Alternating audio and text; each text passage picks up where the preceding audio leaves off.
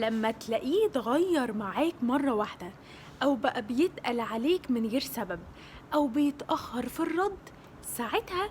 أول خطوة هتتعامل معاه بشكل طبيعي جدا، ولا كأن في حاجة، ويمكن أحسن كمان من معاملتك معاه في الأول. اوعى انك ترد المعاملة بنفس الطريقة، أو تتضايق، أو تروح تتأخر عليه في الرد زي ما هو بيعمل، عشان ساعتها هيعرف ان هو شخص مهم عندك، وان انت واخد بالك من تصرفاته، لان هو بيعمل كده عشان مستني منك رد فعل، انك تتضايق وتقول له ايه ده، انت متغير معايا، انت ما بقتش مهتم، وتبين له ان انت متعلق بيه جدا. فانت اتعود ان انت ما تريحش الشخص اللي قدامك طول ما هو مستني منك حاجة. يعني شوف الشخص ده مستني منك ايه، واعمل عكسه تماما، ساعتها هو مش هيعرف مفاتيحك فين. فهو لما يلاقيك مبسوط وعايش حياتك عادي، وبتخرج مع أصحابك